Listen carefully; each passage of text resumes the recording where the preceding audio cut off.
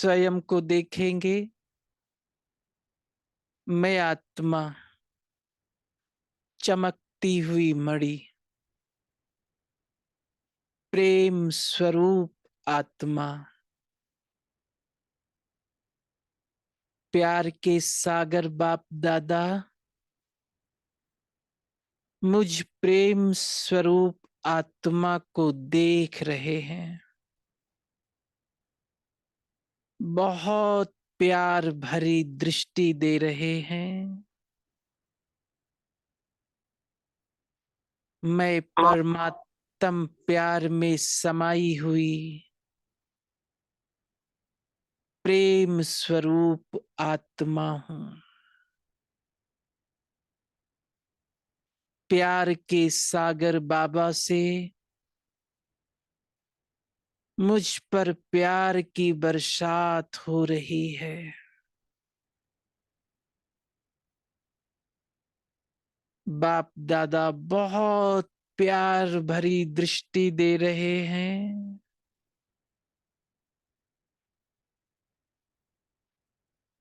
स्वयं को देखेंगे, 84 जन्मों में इस अंतिम जन्म में भगवान का हाथ और साथ, 83 जन्म हम देव आत्माओं और मनुष्य आत्माओं के साथ रहे और इस अंतिम जन्म में भगवान के साथ।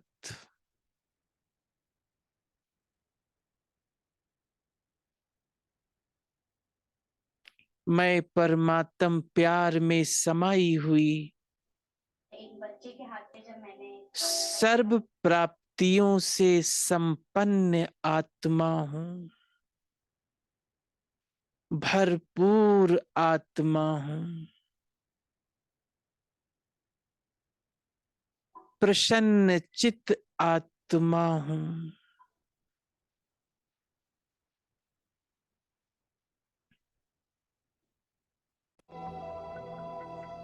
स्वयं को देखेंगे,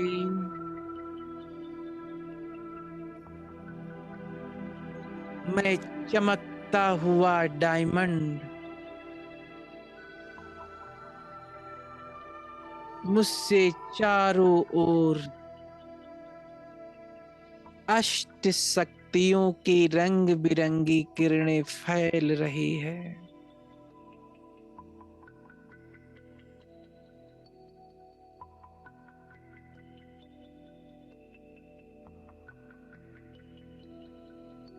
मैं प्रसन्न चित्त, अप्रसन्नता से मुक्त, प्रसन्नता युक्त आत्मा हूं। बहुत बहुत खुश नसीब।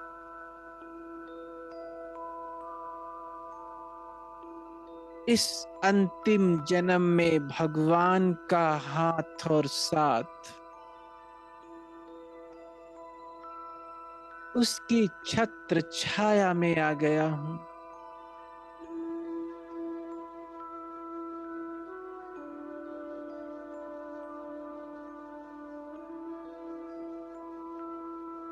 मैं सर्व समस्याओं को विदाई देने वाली विजयी रतन, निर्विघ्न मास्टर सर्वशक्तिवान आत्मा हूं। सर्व शक्तिवान से कंबाइन,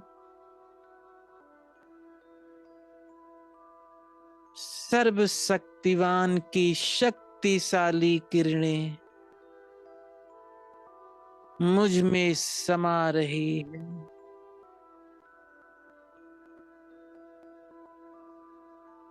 सर्व शक्तिवान बाबा की छत्र छाया के नीचे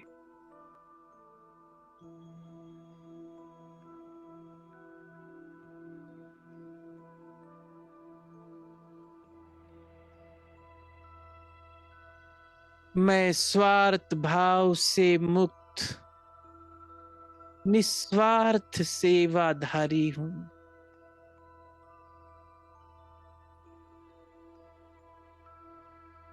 शुभ भावनाओं से भरपूर आत्मा सब आत्माओं का कल्याण हो, सबका भला हो, सब सुखी हों। ओम शांति। तो हम सभी आज की मुरली याद करेंगे। आज बाबा ने कहा, बाबा किस रूप में हम बच्चों को देख रहे थे? प्यार के सागर बाप दादा अपने प्रेम स्वरूप बच्चों को देख रहे थे। तो बाबा ने कहा, हर एक के दिल में परमात्म प्यार समाया है और ये परमात्म प्यार इस अंतिम जन्म में आप बच्चों को ही प्राप्त होता है। तो बाबा ने कहा, सारे कल्प का चक्कर लगाओ, सुदर्शन चक्रधारी हो ना। तो बाबा ने कहा, देखो सारे कल्प में परमात्म प्यार मिला। सतयुग त्रेता में हमें देव आत्माओं के द्वारा प्यार मिला। द्वापर कलयुग में मनुष्य आत्माओं के द्वारा प्यार मिला। रिजल्ट क्या हुई? नीचे उतरते गए, गिरते गए। और इस अंतिम जन्म में किसका प्यार मिल रहा है? भगवान का प्यार मिल रहा है। तो भगवान का प्यार प्राप्त करने के बाद भी यदि हमारी इच्छा मनुष्य आत्मा की तरफ, ये भी थोड़ा तो हमें है ना, कई बार हमारी बुद्धि जाती है ना, हमें प्यार करे, हमें स्नेह दे, हमें सम्मान दे। अरे आप सोचो, आपको कौन प्यार कर रहा है? भगवान प्यार कर रहा है और आपकी दृष्टि देहधारी की तरफ जा रही है ना। ये भगवान का प्यार। और बाबा कहता, मैं बंधा हुआ हूं। बच्चे, जिस भी संबंध से तुम मुझे याद करोगे, उसी संबंध से मैं तुम्हें प्यार देने के लिए बंधा हुआ हूं, मदद देने के लिए बंधा हुआ हूं, सहयोग देने के लिए बंधा हुआ हूं। स्वयं भगवान बंधा हुआ है। कितनी नशे की बात है कि बच्चे बुलाए बाप ना आए, ऐसा हो नहीं सकता, मैं दौड़ा दौड़ा आऊंगा। तो भगवान का प्यार, परमात्म प्यार कैसा प्यार है? निस्वार्थ प्यार है, अविनाशी प्यार है, अखुट प्यार है। याद आ रहा है मुझे जानकी दादी की वो बात। जब जानकी दादी से पूछा गया, दादी आपने अपने जीवन में ऐसा क्या पुरुषार्थ किया जो आप नंबर वन गई, आपकी नंबर वन स्टेज है? तो दादी ने कहा, मैंने अपने जीवन में पुरुषार्थ किया ही नहीं, मैंने बाबा से प्यार किया। और जहां प्यार होता है वहां मेहनत, वहां पुरुषार्थ, इसकी फीलिंग होती नहीं है। हाँ?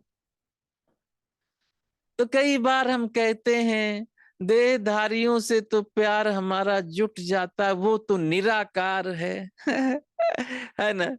निराकार से वो प्यार का अनुभव होता ही नहीं है। क्यों नहीं होता? क्योंकि हम देह भान में होते हैं।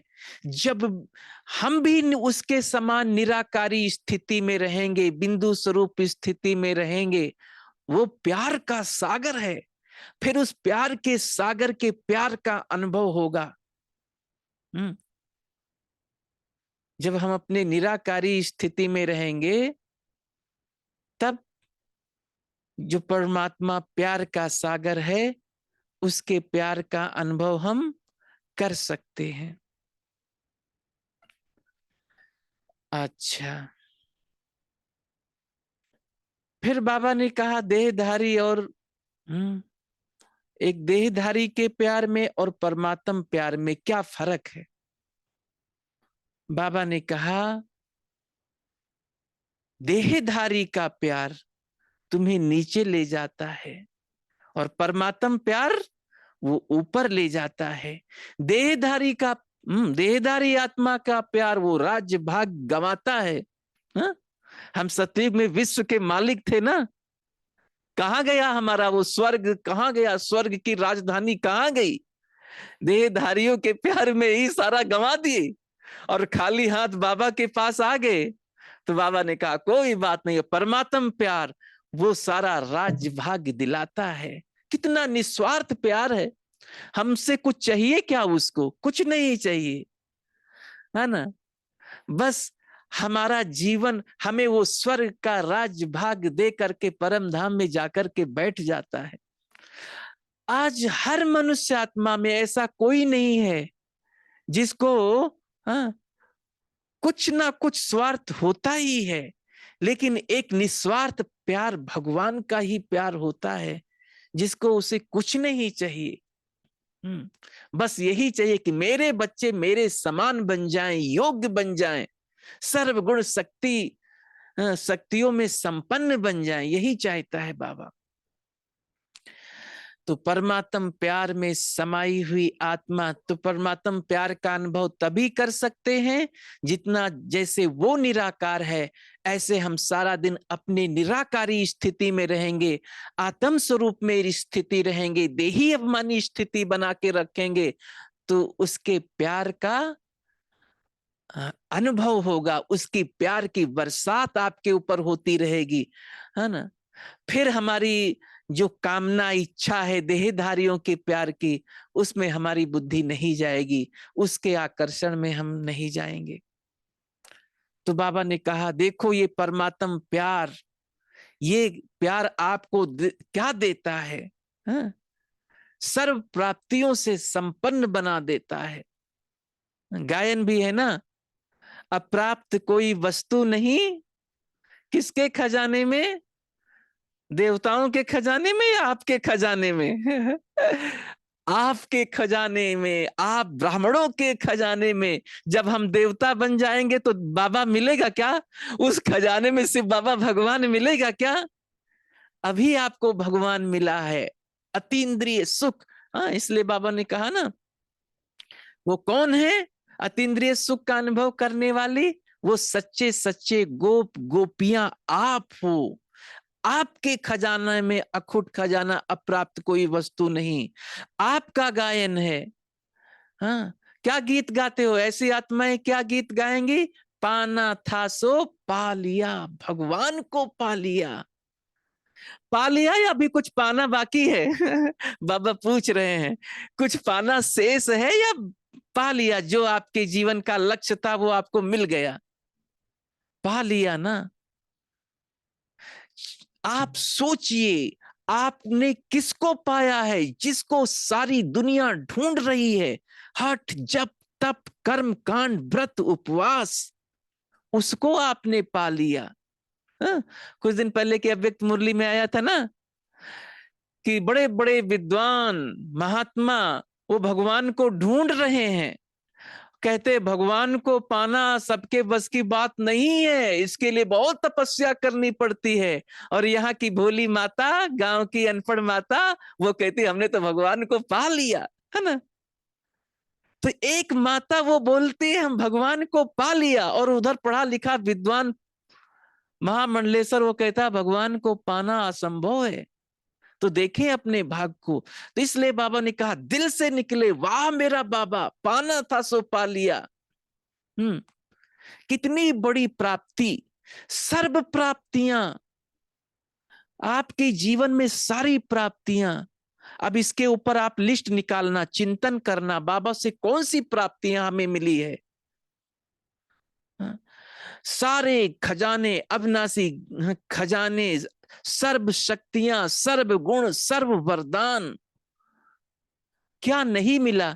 वर्तमान में भी, भविष्य में, भविष्य की तो बात ही छोड़ो, वर्तमान में ही हाँ, देखें वर्तमान की प्राप्तियां, जिस सत्य ज्ञान के लिए सारी दुनिया भटक रही है, भगवान से प्रार्थना कर रही है, हे भगवान मुझे असत्य से सत्य की ओर ले चलो, अज्ञान से ज्ञान की ओर ले चलो, सत्य ज्ञान की रोशनी दो। वो सत्य ज्ञान आपको मिला है ना।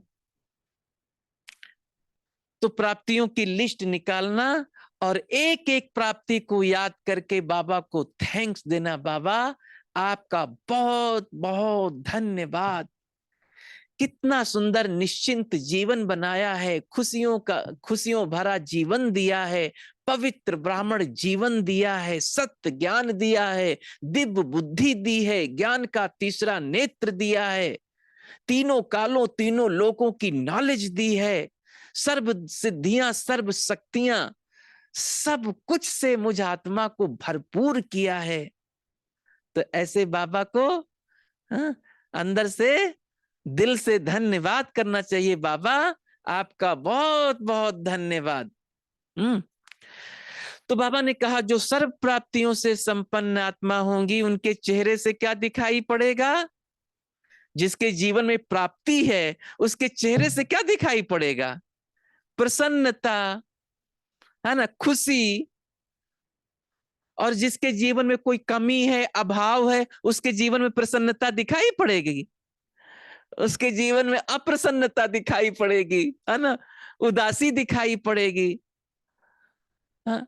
तो बाबा कहते आपका चेहरा खुशनुमा होना चाहिए, प्रसन्नता से भरपूर होना चाहिए, क्योंकि संसार में वो आपको मिला है जिस चीज के लिए दुनिया भिखारी है, वो चीज के आप अधिकारी बन गए हो। तो बाबा ने कहा चेहरे पर प्रसन्नता दिखाई पड़ेगी, चेहरे पर वो प्रसन्नता की झलक दिखाई पड़ेगी। तो आज की सारी मुरली इसी बात के ऊपर थी कि ब्राह्मण जीवन की विशेषता ही प्रसन्नता है। तो बाबा ने आज चक्कर लगाया तो क्या देखा? सेवा केंद्र, उप सेवा केंद्र, छोटे बड़े, हाँ, सेंटर सब देखा और सब ब्राह्मण आत्माओं को देखा। तो क्या देखा बाबा ने? हाँ, 4 प्रकार की प्रसन्नता देखी कि हर एक में कहां तक है। हाँ? पहली तन की प्रसन्नता, दूसरा मन की प्रसन्नता, तीसरा धन की प्रसन्नता और चौथा संबंध संपर्क की प्रसन्नता। अब तन की प्रसन्नता का आधार क्या है? तन स्वस्थ होगा, है ना, निरोगी होगा, तभी तो हम प्रसन्न रहेंगे। हाँ? हमारा पेट दर्द हो रहा, सिर दर्द हो रहा, तो चेहरे पर मुस्कान आएगी क्या? स्वस्थ शरीर होगा तभी तो चेहरा, है ना। अगर हमें कहीं वीकनेस, तो अगर हम बनावटी मुस्कुराहट दिखाएंगे भी तो भी पता चल जाता है ना। अंदर कुछ दुख दर्द है और हम ऊपर कहें हम बनावटी मुस्कुराहट करें, मुस्कुराएं, तो वो नहीं होगा। अंदर में खुशी है, अंदर में शांति है, अंदर में भरपूरता है, तो वो चेहरे से दिखाई पड़ेगी। तो तन की प्रसन्नता इस आधार। लेकिन बाबा ने क्या कहा, आजकल तो सबके तन पुराने हैं ना, चाहे बच्चे हों, बड़े हों, है ना, यूथ हों। आज तो बाबा ने कहा बड़ों से ज्यादा जो है ना, जो बच्चे होते हैं, नए होते हैं, है ना, वो तो वो ज्यादा ही बीमार होते हैं। चाहे जो पुराने लोग हैं वो तो स्वस्थ हो, लेकिन जो आज के न्यू जनरेशन है उनके कहीं घुटना दर्द करेगा, कहीं कमर दर्द करेगा, वो और ही परेशान है। जो काम पुराने लोग कर लेते हैं बच्चे बड़ी जल्दी थक जाते हैं, मेरे से नहीं होगा। जो जवान है ना वो बड़ी जल्दी थक जाते हैं, हाँ? और जो बुजुर्ग है वो फिर भी वो लगे रहते हैं। तो बाबा ने कहा चाहे नया शरीर हो, पुराना शरीर हो, नए वाले तो और ही परेशान। क्यों परेशान है? सबसे ज्यादा परेशानी हम सोच सोच करके अपने आप को मैं बीमार हूं, बीमार हूं, बीमार बीमार बोल करके और ही अगर बीमारी नहीं भी होगी ना तो भी मैं बीमार हूं, देखा मेरे को कोई पूछने नहीं आया, मेरे को कोई देखने नहीं आया, सब स्वार्थ के साथी हैं, मैं बीमार हूं तो कोई, ऐसे तो सारे लोग आगे पीछे घूमते रहते हैं, 4 दिन से बीमार हूं तो कोई पूछने नहीं आ रहा, कोई देखने नहीं आ रहा, है ना। कितना हम सोच, तो तन तो बीमार है लेकिन हम मन को भी बीमार कर देते हैं। एक बार जानकी दादी से किसी ने पूछा, दादी आपकी तबीयत कैसी है? तो दादी ने कहा मैं तो बहुत ठीक हूं। तो बहन बोलती, लेकिन दादी आपको डॉक्टर ने बोला कि आपकी तबीयत खराब है। तो कहा वो तबीयत शरीर की खराब है ना, मैं आत्मा तो ठीक हूं। हाँ, मैं शरीर थोड़ी हूं जो मैं बीमार हूं कहूं अपने आप को, मैं तो ठीक हूं ना। वो शरीर में जो कुछ होगा वो शरीर की बात है, मैं शरीर थोड़ी हूं, मैं तो आत्मा हूं, मैं तो पूरी तरह से स्वस्थ हूं, मैं पूरी तरह से आनंदित हूं। तो अगर कभी बीमारी आ भी जाए तो हम ये सोचे ये शरीर की बीमारी है, मुझे तो बीमारी नहीं है ना, मैं तो स्वस्थ हूं, मैं तो प्रफुल्लित हूं, मैं तो खुश हूं। तो इस प्रकार से बाबा ने कहा, हम बच्चे क्या होते, बीमारी सोच सोच करके वो बीमार हो जाते हैं, उसको और बढ़ा देते हैं, डबल बीमार। तन तो बीमार है, मन को भी बीमार कर देते हैं। और ऐसे डबल बीमार वाले कैसे सोल कॉन्शियस बन सकते हैं, वो आत्म अभिमानी स्थिति में कैसे रह सकते हैं। और बाबा ने कहा कई बार ऐसा भी होता है, मन की बीमारी ऐसी होती है, तन बीमार नहीं भी होगा तो भी कह देंगे आज ना, अच्छा चलो, आपकी बहन टीचर बहन ने बोला भाई चलो आज सेवा का प्लान बनाते हैं, कहीं सेवा करना है। अब उसका मन में खुशी नहीं है तो क्या बोलेगा, अरे आज मेरा कमर दर्द है, आज मेरा घुटना दर्द है, आज मेरा सिर दर्द है। अब सिर दर्द, घुटना दर्द, कमर दर्द तो कोई थर्मामीटर है नहीं कि आपको, हाँ, वो जो कह देगा वो मानना पड़ेगा। और अगर चेकिंग के लिए डॉक्टर के पास जाए, उसका कोई थर्मामीटर नहीं है, एक्सरा वगैरह करावे तो और ही ज्यादा खर्च हो जाए। तो कहने का भाव ये है कि हम सोच सोच करके उसको बढ़ाते हैं। इसलिए बाबा ने कहा ये कलयुगी दुनिया है, और कलयुगी दुनिया में कलयुगी ये शरीर है, तमो प्रधान शरीर है, इसको दवाई है ना, दवाई को क्या समझो, फ्रूट समझो। हाँ, कलयुगी ये फ्रूट है, रंग बिरंगे फ्रूट है, जैसे वो दवाई लाल हरा पीला, ऐसे आप ये लाल हरा पीला इसको फ्रूट समझ करके खुशी खुशी से खा लो। खुशी खुशी से खाओगे तो बीमारी भी ठीक हो जाएगी। खुशी, दवाई के साथ खुशी रूपी गोली भी खा लो, है ना, तो बीमारी ठीक हो जाएगी। और हम उसको सोच सोच करके उसको बड़ा नहीं करें, हाय दैया हाय तौबा नहीं मचाएं। खुशी खुशी से दवाई खाओ, क्योंकि है ना, दवाई, क्योंकि हाँ, ये कलयुगी दुनिया में कलयुगी शरीर को चलाने के लिए आना आना सब करना, हाँ, पड़ता है। तो आज बाबा ने ये बताया। फिर ये एक हो गई तन की, तो तन को स्वस्थ रखना है, क्योंकि ये संगम युगी शरीर है, बहुत वैल्यूबल शरीर है ना।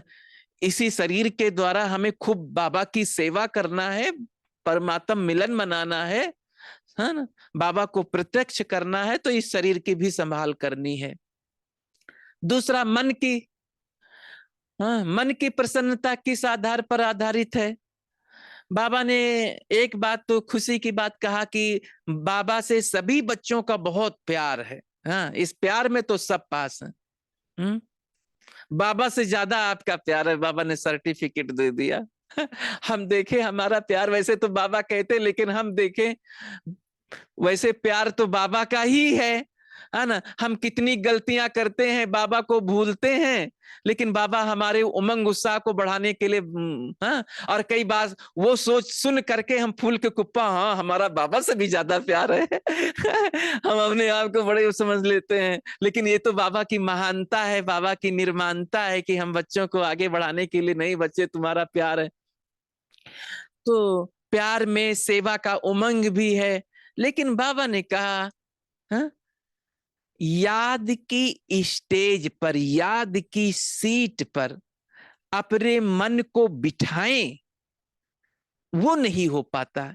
थोड़ी देर के लिए ये सीट पर सेट भी होते हैं, सोमान की सीट पर सेट भी होते हैं। हाँ, मैं आत्मा हूं, परम धाम में हूं, ज्ञान सूर बाबा की शक्तियां हम पर बरस रही है, लेकिन ये कुछ सेकंड मिनट के लिए।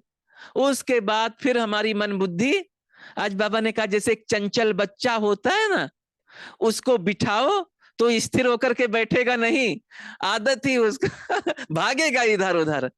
तो मन भी क्या हो गया है, चंचल बच्चे के समान इधर उधर भागना। क्यों भागता है? अगर बच्चे को कोई खिलौना दे दो, काहे का भागेगा, है ना, वो भी बिजी हो जाएगा। तो मन को भी कोई खिलौना दे दो, है ना, मन को बिजी रखो। अब हम मन को बिजी नहीं करते हैं। मन कहता है भाई या तो हमको बिजी करो, कोई श्रेष्ठ संकल्प दे दो, हम उसी के बारे में चिंतन करते रहेंगे। और अगर आप नहीं दोगे श्रेष्ठ संकल्प, तो हमारे अंदर जो भी आएगा हम सब सोचते रहेंगे, हमारा काम ही है सोचना। फिर नहीं कहना तुम क्या सोच रहे हो, या तो आप कुछ सोचने के लिए दो। अब नहीं देते हो तो मैं जो आएगा सो सोचूंगा, है ना। तो इसके लिए बाबा ने कहा एकाग्रता और दृढ़ता, एकाग्रता की शक्ति और दृढ़ता की शक्ति से मन को सीट पर सेट करो। जब भी हम योग में बैठे तो एकाग्रता, हम देखें हमारी मन बुद्धि की एकाग्रता कितनी है।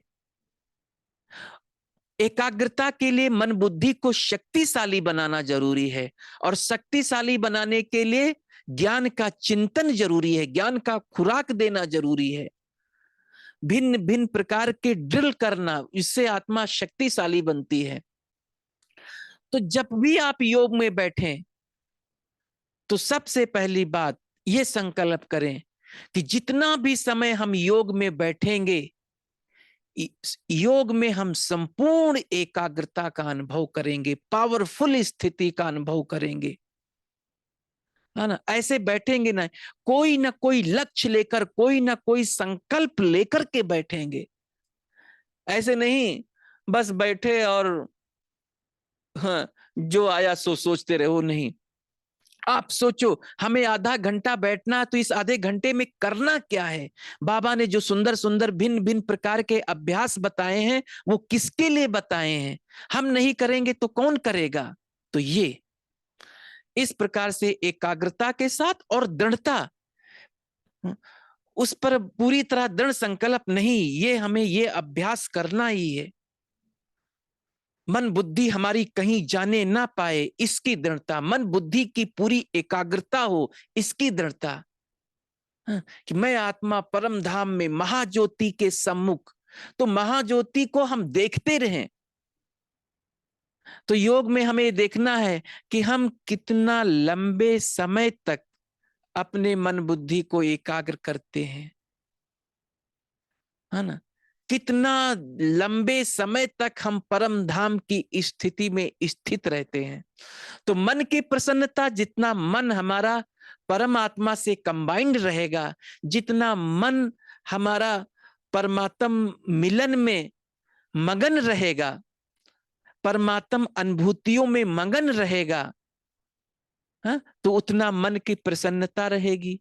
क्योंकि जब हम परमात्मा से जुड़े हुए होंगे, जब हम उससे कंबाइंड होंगे, है ना, तब मन हमारा शुद्ध संकल्प, हाँ, मन में हमारा पॉजिटिव संकल्प होगा, मन में हमारा शुद्ध संकल्प होगा। और जब मन में पॉजिटिव संकल्प है, मन में शुद्ध संकल्प है, तो मन सदा अतीन्द्रिय सुख में रहेगा। तो इस प्रकार से बाबा तन और मन, है ना, और तन और मन की प्रसन्नता है तो और आगे धन की संबंध संपर्क की प्रसन्नता तो ऑटोमेटिक हो जाएगी। मेन प्रसन्नता तो ये है। तो बाबा ने कहा देखो, हमारे तन की मन की प्रसन्नता, और मेन बात है मन की प्रसन्नता। मन प्रसन्न चित्त है तो तन की भी प्रसन्नता होगी, धन की भी होगी, संबंध संपर्क हर प्रकार की प्रसन्नता आ जाएगी। तो मन की प्रसन्नता अर्थात शुद्ध संकल्प, पॉजिटिव संकल्प। और जब हम आत्म अभिमानी स्थिति में स्थित होते हैं, बाबा की याद में होते हैं, तो ऑटोमेटिक शुद्ध संकल्प, पॉजिटिव संकल्प होते हैं। तो आज बाबा ने कहा, बाप दादा ने बच्चों को चार्ट लिखने के लिए दिया था, है ना, कई बार बाबा कि बच्चे अवस्था का चार्ट लिखो। तो हम क्या होता है, चार्ट लिखते हैं लेकिन चालाकी करते हैं। तो बाबा ने कहा बच्चों ने चार्ट लिखा लेकिन अपना नाम नहीं लिखा। हाँ? कई बार हम सोचते हैं लाओ लिख दूं, बाबा कहता ना सच्चाई से लिखो, सच्चाई से, लेकिन सच्चाई से लिखो इतना याद तो किया, लेकिन नाम भी तो लिखना होता है। हम नाम लिखेंगे तो सब कोई जान जाएगा कि अच्छा इनका ऐसा चार्ट है, इतना इनका कमजोर चार्ट है, ऐसे है क्या। तो बाबा ने कहा है ना, पूरा हो, अगर सच्चाई माना पूरी सच्चाई, श्रीमत मर्यादा का पालन करना है तो आधा अधूरा नहीं, पूरा ही पालन करो, है ना। फिर बाबा ने उदाहरण दिया, जैसे कोई स्टूडेंट है, हाँ? टीचर कहे हाँ ये होमवर्क करो, और स्टूडेंट कहे सर आपको तो मालूम है ना, मुझे तो आता है ना। तो तुम्हें आता है तो तुम्हें लिखने में क्या दिक्कत है है ना। सर मान जाएगा क्या कि हाँ अच्छा ठीक है तुम्हें आता है, तुम्हें लिखने की कोई जरूरत नहीं, टीचर मान जाएगा क्या। उसको तो चाहिए ना भाई, तुम्हें आता है तो लिखो। हाँ? तो ऐसे बाबा ने कहा है ना, जो चार्ट है ना उसको सच्चाई से लिखो, सच्चाई माना नाम सहित। फिर बाबा ने, क्योंकि ये मुरली डायमंड जुबली वर्ष आने वाला था, तो बाबा ने कहा बाप दादा को एक खुशी है कि बच्चों ने लिखा है ये बात कि बाबा हम डायमंड बन करके दिखाएंगे, है ना, इस डायमंड जुबली में डायमंड बन करके दिखाएंगे। तो बाबा ने कहा डायमंड, डायमंड बनना माना क्या, बेदाग जीवन। हाँ, हम डायमंड हैं, हीरा हैं। हाँ, वैसे भी दुनिया में किसी व्यक्ति जिसका बहुत अच्छा आचरण होता है, जिसका व्यक्तित्व बहुत ऊंचा होता है, उसके लिए हम क्या कहते हैं, ये तो हीरा है, हीरा भाई, है ना, ऐसे बोलते हैं ये तो हीरा है। तो ऐसे हमारा बेदाग जीवन होगा। अगर किसी ने अंगुली भी दिखाई, अरे ये तो ऐसे ही है, हाँ इसकी तो आदत ही है ऐसा झूठ बोलने की, इससे तो भगवान बचाए, तो ये बेदाग जीवन है क्या। किसी ने उंगली दिखाई तो दाग लग गया ना। बेदाग जीवन माना हर चीज में परफेक्ट, बहुत, है ना, ऊंचे संस्कार वाला, चरित्रवान जीवन, उसको कहेंगे वेदाग। तो बाबा ने कहा इस डायमंड जुबली में डायमंड बन करके डायमंड बनाना है। हाँ, पहले बनना है फिर बनाना है, जो खुद होगा वही दूसरों को बना सकेगा। तो हम अपने आप को देखें, रोज की दिनचर्या में देखें, आज की दिनचर्या हमारा डायमंड हम बन करके रहे, पूरा सारा दिन हम डायमंड बन करके रहे, कोई दाग तो नहीं लगा। और बाबा ने कहा निस्वार्थ सेवा, है ना, वो सेवा जो खुद को भी डिस्टरबेंस करे और दूसरों को भी डिस्टरबेंस करे, वो सेवा नहीं है ना। भले सेवा छोड़ दो, अगर आपकी स्थिति ठीक नहीं रहेगी तो आप सेवा क्या करेंगे। तो जहां स्वार्थ होता है, सेवाओं में डिस्टरबेंस कब होता है, जहां स्वार्थ होता है। हाँ? स्वार्थ होता है, हम क्या सोचते हैं, देखा इसके साथ हमने इतना, लौकिक दुनिया में भी, हाँ, मन मुटाव लड़ाई झगड़ा कब होता है, जब स्वार्थ आता है। देखा इसके साथ हमने इतना किया, ये किया, और जब इसकी बारी आई तो ये निकल गया। हाँ, तो स्वार्थ नहीं हो, निस्वार्थ भावना से हम, तो कहीं भी जहां स्वार्थ है वहां टकराव है, तो कोई भी स्वार्थ नहीं, निस्वार्थ सेवाधारी बन करके रहे। फिर आगे बाबा ने क्या कहा, प्रसन्न चित्त आत्मा की बाबा ने एक निशानी और बताई। बाबा ने कहा प्रसन्न चित्त आत्मा अर्थात, हाँ, कोई कैसा भी हो, कोई गाली देने वाला भी हो, अब अपने आप से मिला लेना, लेकिन स्थिति उसकी कभी डिस्टर्ब नहीं होगा, मूड कभी चेंज नहीं होगा। ये नहीं कहेगा कि उसने 1 घंटा बोला, हमने 1 सेकंड ही बोला। बाबा ने कहा 1 सेकंड भी बोला, अपना मूड चेंज किया, चेहरा परिवर्तन किया, तो क्या होगा? फेल। हम्म। भले उसने 1 घंटा बोला, लेकिन आप 1 सेकंड बोला उसके जैसा बन गए ना, तो फेल हो गए। चेहरा चेंज किया तो फेल। हाँ, हमारी स्थिति के ऊपर फर्क ना पड़े।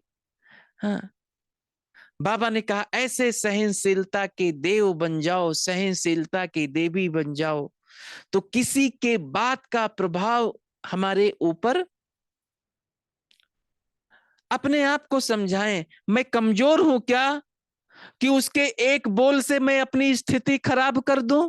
मैं इतना कमजोर हूं क्या कि वो चाहे तो हमारी महिमा करके हमें खुश रखे और एक शब्द बोल करके हमारी खुशी छीन ले? मैं इतना कमजोर हूं क्या? नहीं, खुशी हमारे अपने हाथों में है। मैं किसी के बोल से अपनी खुशी को डिस्टर्ब नहीं कर सकता। और हम क्या बन जाते हैं? अपना रिमोट उसके हाथ में पकड़ा देते हैं। हाँ भाई, चाहे आप हमारी महिमा करके हमें खुश रखो और चाहे एक शब्द ग्लानि का बोल करके हमारी खुशी छीन लो, हमारा रिमोट तुम्हारे हाथों में है। हम इतने कमजोर बन जाते हैं। तो हम इतने कमजोर ना बने, तो इसलिए आज बाबा ने पाठ बिल्कुल पक्का करा दिया कि आज का पाठ क्या याद रखना? प्रसन्नता युक्त और अप्रसन्नता मुक्त। हाँ, अप्रसन्नता को अपने जीवन से विदाई, हम नो एंट्री, और प्रसन्नता से भरा हुआ जीवन। और यही सबसे बड़ी सेवा का साधन है। ज्ञान सुनाने से भी ज्यादा ये काम करेगा। हाँ? नहीं, हम ज्ञान तो सुना रहे हो और चेहरा लटका हुआ उदास हो तो कोई मानेगा क्या? वो कहेगा आपके चेहरे पर 12 बज रहा है और कह रहे हो हमें भगवान मिला है, और चेहरा खुशी से दमक रहा है, तो आपको ज्ञान सुनाने की जरूरत भी नहीं पड़ेगी। वो कहेगा अरे भाई आप इतना खुश रहते हैं, जब से ओम शांति में जाने लगे कितना खुशी आपके जीवन में आ गई, हमको भी ले चलो, हमारे जीवन में भी खुशी आ जाए आपकी तरह। हुँ? अच्छा, और वरदान में क्या कहा आज बाबा? अखंड स्मृति स्वरूप द्वारा विघ्नों को विदाई देने वाले मास्टर सर्वशक्तिवान भव। तो संगम युग कैसा युग है? हाँ, विघ्नों को विदाई देने, हमारे जीवन में विघ्न नहीं, हम तो सबके जीवन को निर्विघ्न बनाने वाले हैं। हम विघ्नों के वशीभूत कैसे हो सकते हैं?